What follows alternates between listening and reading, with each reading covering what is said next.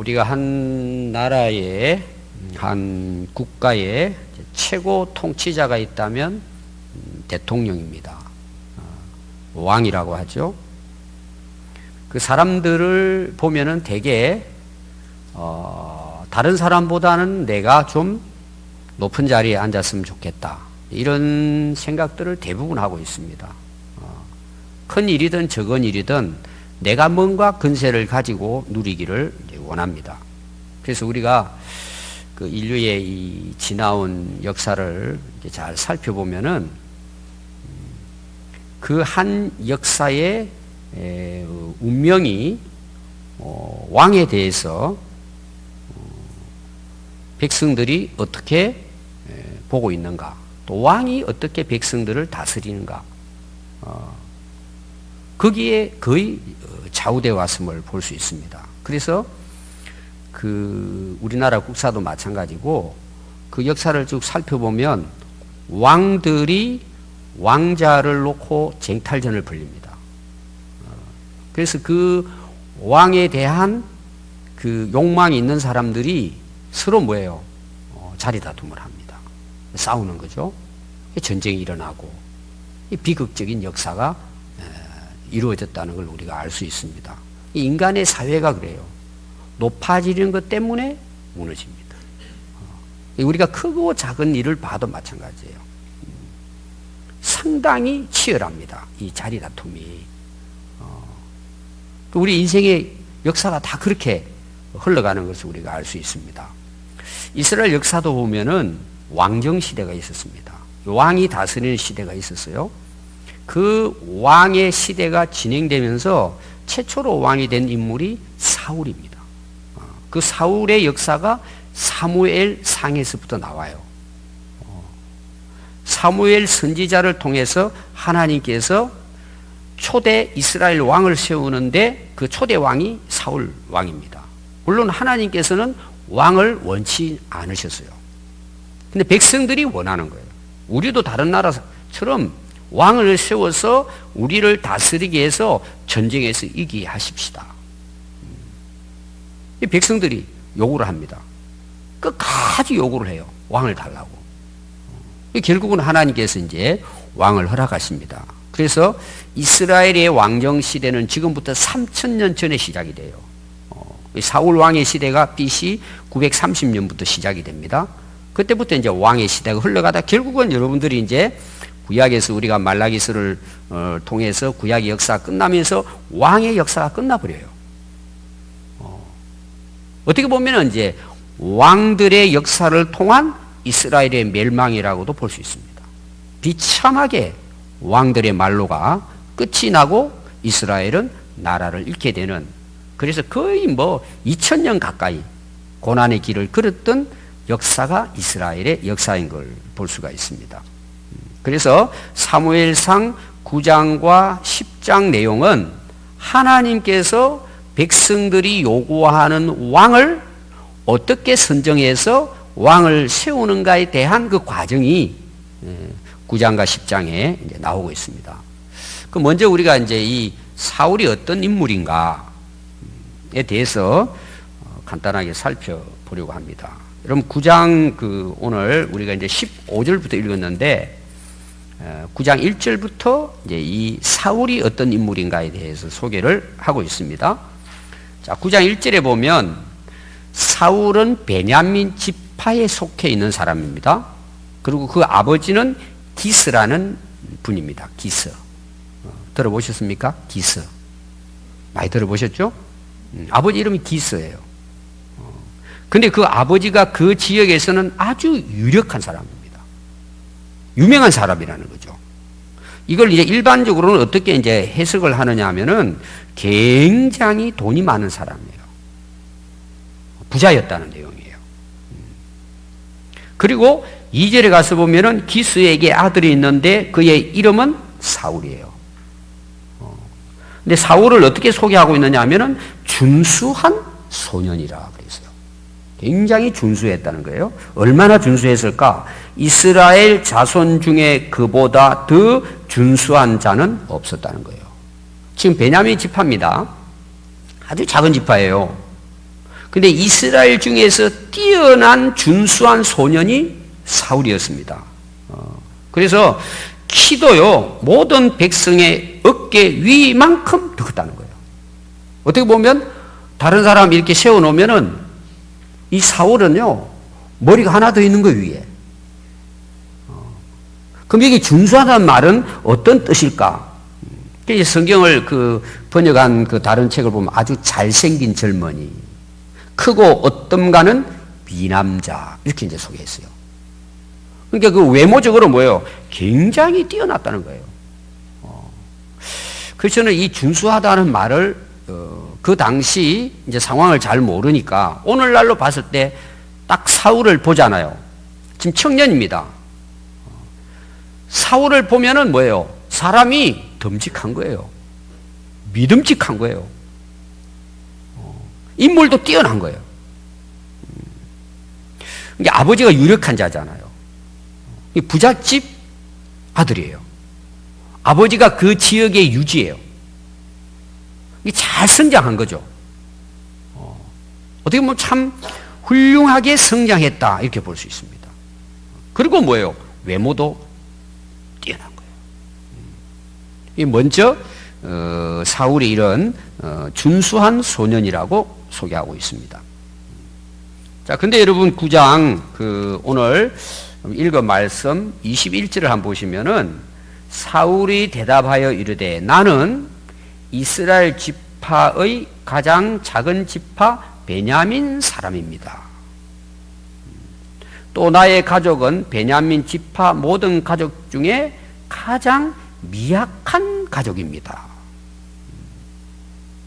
당신이 어찌하여 내게, 이제 앞에 나오는 내용은 왕으로 봤단 말이에요. 백성들이 바라고 원하는 왕이 바로 당신이라고 이야기했을 때 어떻게 내게 그런 말을 합니까?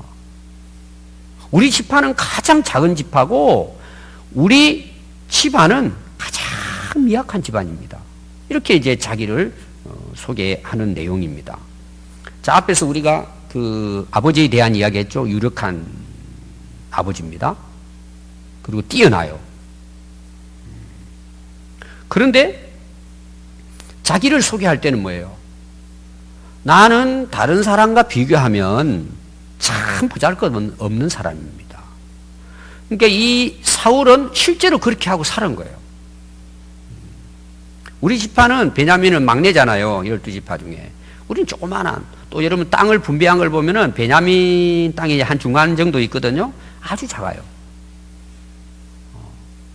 그 작은 지파에 우리 집안은 별거 아닙니다. 미약합니다. 거기에 나인데 내가 뭔 대단하겠습니까? 보잘것 없습니다. 앞에서 제가 소개할 때 그렇게 나왔잖아요. 그 지역의 유지란 말이에요, 아버지가. 그리고 또 사울은 어떤 인물로 소개하고 있다고요? 준수한 소년인데 이스라엘 자손 중에 그보다 더 준수한 자가 없었다 그랬어요. 최고로 뛰어난 인물이라는 거예요. 그런데 사울이 청년 때에 자기에 대해서 이야기하는 건 뭐예요? 참 우리 집안도 그렇고 저도 참 보잘것없는 자입니다. 근데 어떻게 내가 이 백성의 왕이 될 수 있습니까? 저는 그런 자격이 없습니다. 이제 이렇게 고백을 하죠. 다시 말하면 사양을 했습니다. 이게 사울이 왕이 되기 전에 청년 때 모습이에요. 자, 세 번째 사울에 대한 이야기가 나옵니다. 여러분들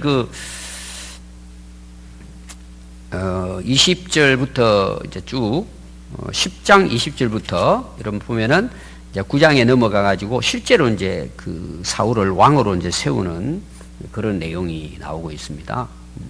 어떤 이제 내용이냐면은 10장 20절부터 보면은 사무엘이 이미 여러분들이 이제 10장 1절에 보면 사무엘 선지자가 기름병을 가져와서 사울의 머리 위에 기름을 붓고 왕으로 세웁니다. 하나님 앞에서 세웠어요.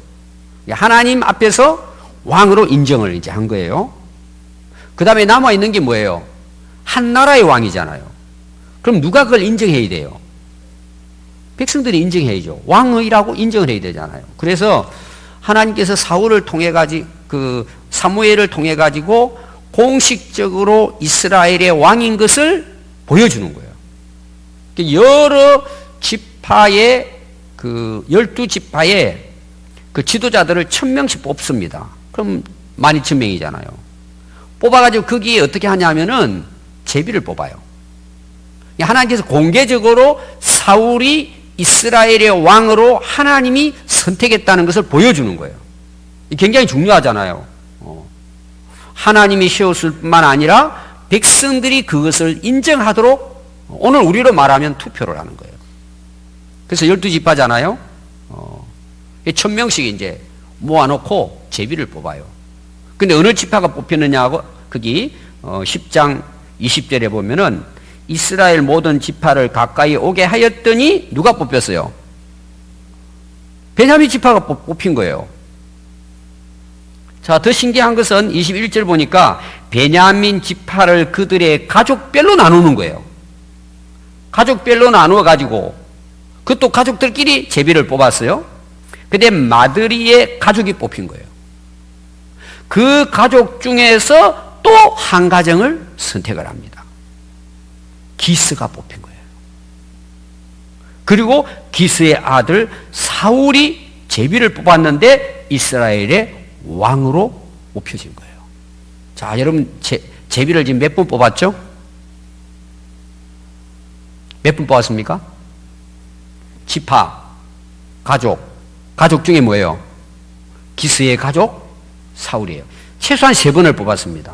그럼 여러분 한번 보세요. 지금 모든 지파들이 모여가지고 1000명씩 대표가 뽑혀가지고 오늘로 말하면 투표하는데 이제 방식이 다르죠. 제비 뽑기를 하는 거예요. 구약에서 제비 뽑기는 뭘 의미하느냐 하면 하나님의 선택권을 인정하는 거예요. 그걸. 하나님이 미리 정하시고 하나님께서 제비 뽑게 해서 하나님이 원하는 사람을 뽑게 만드는 거예요. 그럼 여러분 보세요. 한 번을 해가지고 뽑는다는 것도 꽤 어렵죠. 12지파의 베냐민 지파를 뽑는다는 것도 12대 1이잖아요. 여러분 시험치로 12대 1 쉽지 않잖아요. 뽑힌 거예요. 또 여러 가족이 있잖아요. 여러 사람이 있잖아요. 결론적으로 뭐예요? 하나님은 사울을 제비 뽑아 왕으로 세우시는 과정이에요. 자, 처음에 12지파 그랬을 때는 뭐 우연이라고도 볼 수 있겠죠. 이미 하나님은 사울을 기름 부어 세웠어요. 근데 공개적으로 모든 백성들에게 하나님이 선택했다는 걸 보여주는 거예요, 공개적으로. 그게 제비 뽑기예요. 근데 사울이 뽑힌 거예요. 그럼 결과는 백성들의 반응이 어땠을 것 같아요? 거기 여러분 그 24절 한번 보십시오. 사무엘이 모든 백성에게 이르되 너희는 여호와께서 택하신 자를 보느냐? 모든 백성 중에 짝할 이가 아무도 없는 거예요. 사울 외에는 모든 백성이 사울왕 만세라고 부르짖은 거예요. 놀라운 일이에요. 오늘 제가 이제 주제는 이게 아니기 때문에 뭐 제비 뽑는 거에 대해 구체적으로 이제 설명할 수는 없지만 이 세상에 우연이 없어요. 하나님의 일, 하나님의 역사 가운데서는 하나님의 계획이 있어요. 하나님의 섭리가 있는 거예요. 하나님이 이루시는 거예요. 제비는 누가 뽑아요? 사람이 뽑잖아요. 결정은 누가 하세요? 하나님이 하신다는 거예요. 굉장히 중요한 하나님의 어떤 그 선택의 그 과정입니다. 이미 하나님 뽑으셨지만 백성들에게도 공개적으로 하나님이 선택하셨다. 24절에 나왔잖아요. 하나님이 선택한 자를 그들이 왕으로 이제 초대 왕으로 이제 그들이 인정을 하게 됩니다. 자, 이 설명을 제가 왜 길게 했느냐? 왕으로 이제 제비를 뽑아서 뽑혔잖아요. 하나님이 택했단 말이에요. 앞에는 하나님이 사무엘 선지자를 통해서 기름 부음을 받아요. 어떻게 보면 1대1이에요. 사무엘이 하나님께 응답받아가지고 기름 부어서 사울을 왕으로 세웠다. 그 개인적인 문제라고 볼 수 있어요. 어떤 경우에는. 지금 뭐예요? 공개적으로 3번의 제비를 뽑아가지고 사울이 된 거예요. 사울의 마음은 어땠을 것 같아요? 여러분 기분이 좋아가지고 막 대단히 좋아가지고 놀랐을까요? 이게 오늘 이제 그 3번째 사울에 대한 모습이에요. 어떻게 보면 결정적인 모습이에요. 사울이 어떤 인물인가를. 자, 21절 다시 한번 보십시오. 기스의 아들 사울이 뽑혔으나 그를 찾아도 찾지 못한지라. 왜 그럴까요? 왜 그랬죠? 아니 여러분, 오늘날 여러분 대통령 당선된다고 생각해 보십시오. 난리지 않아요. 사울은 도망가 버린 거예요. 그럼 이게 무슨 말이죠? 앞에 여러분 내용 나왔죠? 준수하고 더 준수하고 그 다음 또 뭐예요? 나는 진짜 보잘것없다. 자, 우리 사람들이 말은 그렇게 해요, 안 해요? 근데 실제로 뽑아주면 어때요? 내가 제일이라고 생각하잖아요. 그러면 그렇지. 근데 이 사울 왕은 실제로 뭐예요? 왕이 되기 전에 자기 모습이에요. 그것도 자기가 원해서 한 것도 아닙니다. 뽑아준 거예요. 하나님께서 기름 부어주시고 제비를 뽑아서 공개적으로 백성들 앞에 자기가 뽑힌 거예요. 여러분 뭐 우리 자신들은 또 그럴지라도 내 자녀가 훌륭히 자랐어요. 근데 어떤 높은 지위에 오르는데 경쟁하잖아요. 시험도 치고 뭐 나중에 대통령도 나올 수 있지만 여러분 백성들이 투표해가지고 아니면 그 회사원들이 투표를 해가지고 여러분들 아들을 최고의 자리에 오르게 했다면 여러분 부모 입장은 어떨 것 같아요? 뭐 그런 기대도 안 하십니까? 이게 대단한 일이에요. 그럼 본인은 어떨 것 같아요? 여러분 약간 정신이 잃어요. 야, 어떻게 이런 일이. 대단한 일이에요. 근데 오늘 사울이 어떤 모습이에요? 숨어버린 거예요. 도망가 버린 거예요. 그 뒤에 나오잖아요. 22절에 그러므로 그들이 또 여호와께 묻되 아니 그 사람 여기 왔는데 어디 있습니까? 찾을 길이 없는 거예요. 얼마나 깊이 숨었는지. 그래서 여호와께서 대답하시되 그가 짐 보따리를 사이에 숨었느니라 하셨더라. 하나님이 찾게 해주신 거예요. 굉장히 많은 뭐 하여튼 이 짐 보따리가 뭔지는 모르는데 하여튼 많은 사람들이 모였는데 그 모인 어떤 그런 그 짐 보따리 안에 숨어버렸는데 그게 뭐 많은 이스라엘 백성들이 모여 있으니까 어디 숨은지를 모른단 말이에요. 찾을 길이 없다는 거예요. 도망쳤다는 내용이에요. 그는 정말 자신감도 없었고 또 뭐예요? 두려운 거예요. 왕이 된다는 자체가. 그리고 자기가 뭐예요? 진짜 보잘것없는 자로 자기가 인정을 자기 자신이 한 거예요. 나는 할 수 없다고 생각한 거예요. 한마디로 말하면 뭐예요? 사울 왕이 되기 전에 자기 모습이 어떤 모습이에요? 겸손한 모습이었어요. 정말. 오늘 여러분 이 말씀의 시작은 이제 9장부터 시작이 됩니다. 9장부터 여러분들이 이제 아까 그 말씀을 이제 읽기 여러분 시작했는데요. 아까 우리가 이제 2절까지 그 사울에 대한 이야기를 봤습니다. 3절부터 무슨 이야기가 나오느냐 하면 9장 3절 보시면 사울의 아버지 기스가 암나기를 잃었다고 시작이 됩니다. 이야기가 사울을 소개하고 그의 아들 사울에게 이르되 너는 일어나 한 사환을 데려가서 암나기들을 찾으라 그랬어요.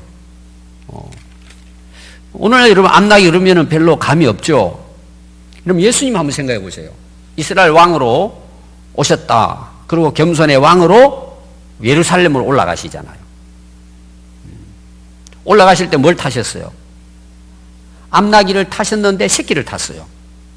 그 왜 이런 나귀를 탔을 것 같아요? 왕으로 가려면 백마를 타고 올라가야 되는데 그 당시 나귀라고 하는 것은요 부잣집에 있는 거예요. 그리고 이 나귀는 굉장히 온순해요. 그냥 주인이 시키면 시키는 대로.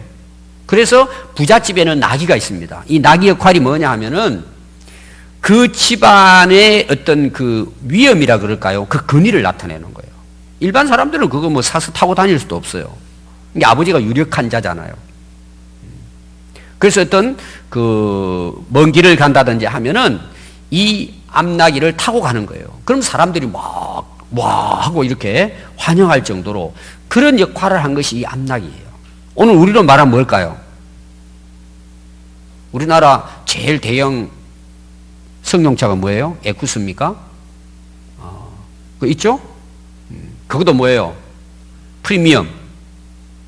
막 나갈 때에 그걸 딱 타고 가는 이런 이제 분위기예요. 그때 당시 3000년 전 분위기가. 근데 그걸 잃어버린 거예요. 도망가 버린 거예요. 누가 훔쳐갔는지 모르는 도망갔는데 그 사울에게 찾아오라고 이야기하는 거예요. 종을 하나 시켜가지고. 3일 길을 다니면서 찾아도 찾을 길이 없는 거예요. 근데 그걸 통해서 결국은 뭐예요? 암나기를 오늘 말하면은 막 세단차 하나 샀는데 누가 훔쳐가 버린 거예요. 그걸 찾으러 나선 거예요. 찾을 길이 없어요. 그러다가 누구를 만나느냐? 결국은 선지자를 만나는 거예요. 종들이 그럽니다. 야, 우리가 찾을 길이 없으니까 이제 돌아가자. 그 이제 서로 돌아가는 게 어떻겠냐, 좋겠냐 이런 가운데 어느 한 사환이 그래요. 여기 혹시 선지자 한 분이 계시는데 그분은 다 압니다. 하나님의 종인데 가서 한번 물어봅시다. 그리고 사울이 선지자 사무엘을 찾아가는 거예요. 그게 사무엘과의 만남이 시작되고 하나님은 사무엘에게 하루 전날 사울이 찾아올 것을 알려주시는 거예요. 그러고는 그가 내가 택한 왕이니까 너는 기름을 부어라. 이제 이런 이제 내용이에요. 그렇게 해서 결국은 사무엘 선지자가 이 사울에게 기름을 부어 왕으로 세우게 되는 거예요. 그러니까 그 시작이 뭐예요? 암나기를 잃어버렸을 때에 그 암나기를 찾아다니다 결국은 선지자를 만난다는 거죠. 그리고 하나님 뭐예요? 그런 것들을 통해서 사울을 왕으로 세우는 거예요.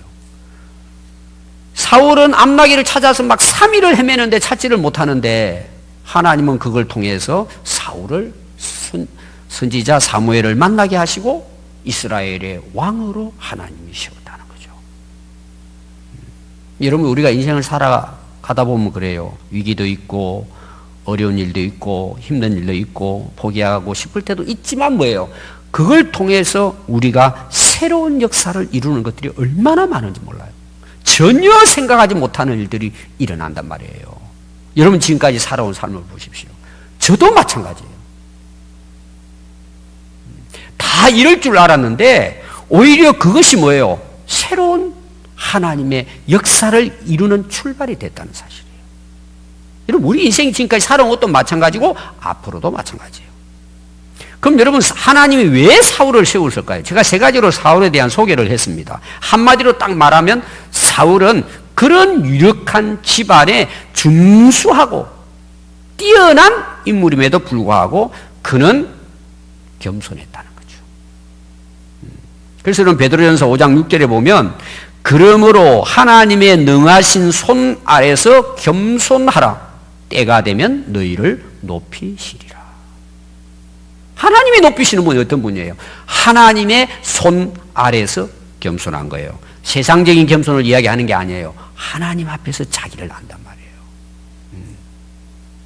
여러분 신명기 8장의 1절을 보면 이스라엘 백성들이 이제 광야 생활을 합니다. 근데 그들이 광야 생활을 하는데 하나님께서 항상 하시는 말씀이 있어요. 내가 오늘 너에게 명령하는 모든 걸 지켜 행하라는 거예요. 그리하면 너희들이 살고 번성하고 약속한 땅을 들어가게 해주겠다. 하나님 그렇게 계속 약속합니다. 하나님께서 이스라엘 백성들의 광야 생활 속에서 계속 하나님이 하시는 말씀이 뭐냐 하면 내 명령을 지키라는 거예요. 왜 그랬을 것 같아요? 지금 광야 40년을 그들이 헤매잖아요. 근데 하나님이 항상 처음부터 끝까지 요구하시는 게 뭐예요? 나의 명령을 지키라는 거예요. 그러면 광야에서도 살고 광야에서도 번성하고 약속한 땅에 들어간다는 거예요. 아니 지금 하나님께서 빨리 길을 열어가지고 하루라도 빨리 약속의 땅에 들어가서 땅을 경작해서 농사를 지어서 열매도 맺고 좋은 집을 짓고 편안하게 살도록 해주시는데 하나님 계속 말씀이 그래요.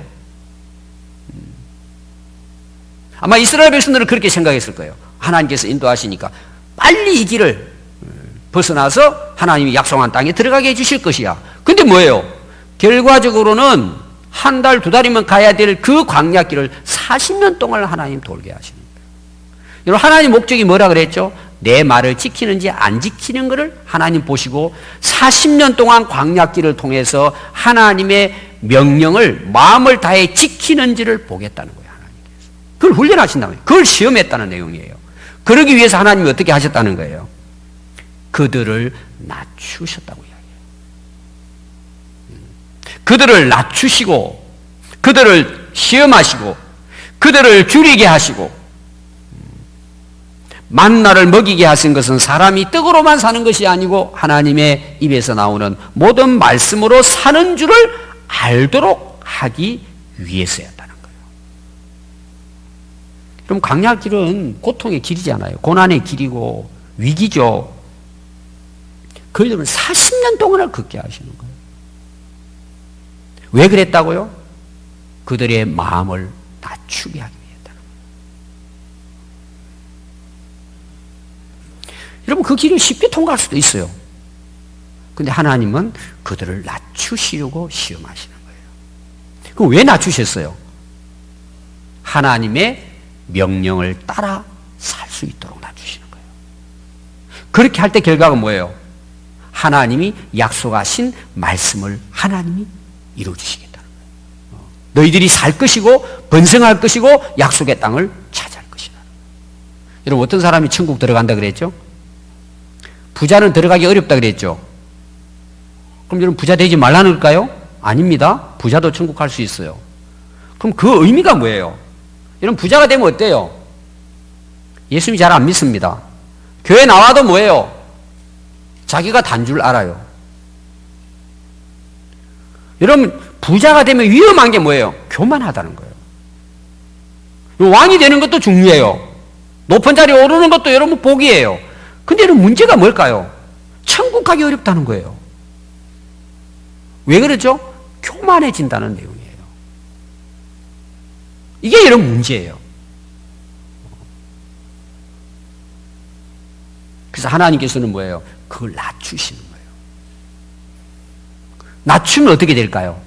하나님이 인정하게 돼요. 아, 모든 게 하나님 은혜구나. 그리고 또 내가 낮아지고 겸손해지면 어때요? 하나님의 명령을 순종하게 되는 거예요. 여러분, 한번 돌아보십시오. 내가 왜 하나님 말씀을 순종하지 못해요? 여러분, 한번 생각해 보세요. 결정적인 것은 교만이에요. 내가 할 수 있다 이거죠. 또 내 힘으로 지금까지 내가 잘했어, 우리 부모님 덕택에 살았다고 생각하는 거예요. 여러분, 이 세상에 그런 건 한 가지도 없어요. 모든 게 하나님의 은혜예요. 우리가 호흡하는 자체도 뭐예요? 내가 힘이 있어서 건강해서 호흡하는 게 아니에요. 하나님의 은혜예요. 내가 한 걸음 한 걸음 걷는 것도 내 힘으로 걷는 게 아니에요, 여러분. 100% 하나님의 은혜예요. 그럼 이걸 우리가 어떻게 깨달아요? 내가 낮아질 때예요. 그럼 다 모든 게 하나님의 은혜예요. 그럼 그렇게 될 때 여러분 어떻게 할 것 같아요? 하나님 말씀을 자연스럽게 순종하게 되는 거예요. 순종하는 게 은혜예요. 순종하는 게 기뻐요. 아멘. 순종하는 게 행복이에요. 하나님은 우리에게 그런 인생을 살아가도록 계속해서 우리를 낮춰 가시는 거예요. 이게 하나님의 방식이에요. 그래서 시편 119편 71절에 보면 고난 당하는 것이 내게 유익이라 그랬어요. 아니, 고난이 뭐가 유익이에요? 여러분, 고난은 아픔이에요. 고통이에요. 근데 고통과 아픔만 있는 게 아니라는 거죠. 어마어마한 유익한 것들이 주어진단 말이에요. 그 고난을 통해서. 그게 뭐라고 시편 기자는 이야기를 했느냐? 이로 말미암아, 이 고난을 통해서 내게 유익이 있는데 이거로 말미암아 내가 주의 율례를 배우게 되었습니다. 하나님 말씀을 깨닫게 됐단 말이에요. 여러분, 교만한 사람이 하나님 말씀을 깨달을 수 있습니까? 읽어보지도 않아요. 말씀 들으려고도 하지 않아요. 배우려고 하지도 않아요. 왜? 내가 잘 살잖아요. 내 힘으로, 내 능력으로. 그리고 그게 얼마나 오래 갈 것 같아요? 여러분, 가장 어리석은 사람이 어떤 사람인 줄 아세요? 교만한 사람이에요. 가장 지혜로운 사람이 어떤 사람일 것 같아요? 겸손한 사람이에요. 누구 앞에서? 하나님 앞에서. 그럼 그 겸손한 자에게 주어지는 은혜가 뭐예요? 하나님의 말씀을 깨닫게 되는 거예요. 여러분, 물이 흐를 때는 어디에서 흐르죠? 자, 비가 내립니다. 비가 쭉 내려요, 여러분. 비가 내리죠. 그럼 그 비는 다 어디로 흘러요? 골짜기로 흐르죠. 쭉 산으로 골짜기 해가지고 강으로 내려가잖아요. 제가 우리 신약 공부할 때 그랬죠. 헬몬 그 산, 그리고 바로 그 아래가 뭐가 있다고요? 갈릴리 바다가 있다고 제가 그랬잖아요. 그리고 흘러가든다 지금 사해잖아요. 사해는 못 내려가니까 소금 바다가 돼버렸잖아요. 하나님의 역사는 동일해요. 하나님의 역사는 아래에서 흘러요. 겸손한 자를 통해서 하나님의 역사는 흘러가는 거예요. 여러분 인생도 마찬가지. 그래서 고난 당할 때 유익인 거예요. 하나님의 은혜의 강가를 누리게 되는 거예요. 그게 뭐예요? 말씀을 깨닫고 그 말씀 안에서 주시는 하나님의 놀라운 은혜와 축복을 이 땅에서도 경험하게 되는 거예요. 여러분 그런 은혜가 있기를 바랍니다. 그래서 여러분 위기가 찾아올 때가 기회예요, 사실은. 왜 기회예요? 아니 위기를 만나고 고난을 만나는 그게 왜 기회입니까? 오늘 제 주제의 결론이에요. 겸손할 수 있는 기회가 온 거예요. 여러분 되게 사람들이 겸손하지 못합니다. 저도 마찬가지고. 그럼 언제 우리가 겸손해져요? 여러분 되게 언제 우리가 겸손해져요? 갑자기 쓰러져 봐요. 중환자실에 누워 있어요. 손발 꼼짝도 못해요. 그런 말 하잖아요. 손발 다 들은 거예요. 그리고는 눈은 움직일 수 있고 말은 할 수 있어요. 근데 아무것도 못해요. 그게 하루 만에 끝나고 돌아오면 되는데 그게 여러분 한 달 가고 두 달 가고 그대로 가만히 꼼짝으로 누워있다가 한번 여러분 생각해 보세요. 겸손해지는 거예요. 자기를 보잖아요. 아, 내 힘으로 산 게 아니구나. 또 우리가 대부분 언제 겸손해져요? 막 그 사업이 막 승승장구를 하는 거예요. 막. 근데 부도나는 회사가 어때요? 대기업도 한순간에 무너지죠? 다 잃어버려요. 한순간에 다 잃어버리는 거예요. 어떤 경우에는 감옥도 갈 수 있어요. 그런 경우 많잖아요. 감옥에 가서 혼자 있어요. 그럼 무슨 생각할 것 같아요? 참 인생이라 하는 게 뭐예요? 한순간이에요. 보잘것도 없는 거예요. 지금 제가 이제 다이제스트 성경을 시간 날 때마다 한 번씩 읽고 있는데 그분이 옛날 그 국회의원이었습니다. 아주 대단한 분이었어요. 그분이 감옥 가가지고 말씀을 보면서 변화가 된 거예요. 그러고는 성경을 이렇게 자기가 쉽게 해서 누구나 다 읽을 수 있도록 해가지고 그걸 무료로 모든 감옥서 다 보내고 있더라고요. 자기는 감옥 간 게 막 은혜라고 그 이제 그런 간증을 해요. 언제 우리가 또 여러분 겸손해질 수 있습니까? 실패할 때예요. 난 다 할 수 있다고 생각했는데 한순간에 인생이 그냥 제로 상태에 떨어진 거예요. 절망에 빠집니다.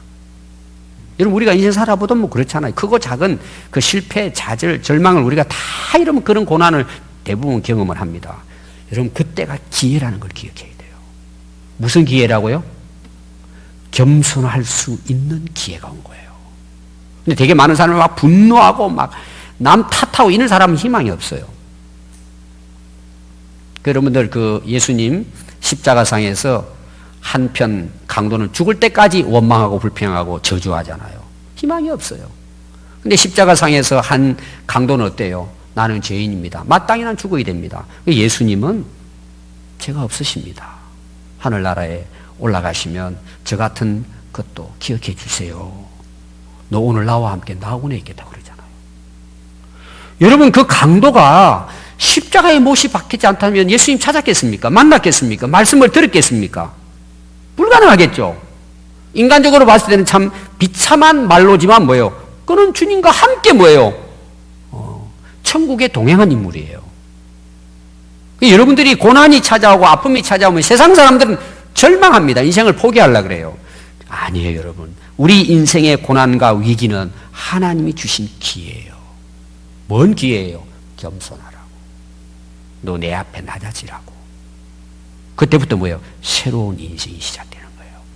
기가 막힌 우리가 상상하지 못한 역사가 시작되는 거예요. 그게 바로 사울이에요. 여러분 성경에는 겸손한 자에게 은혜를 주신다는 게 쫙 깔려서 말씀이. 제가 몇 가지만 소개하겠습니다. 잠언 33장 34절.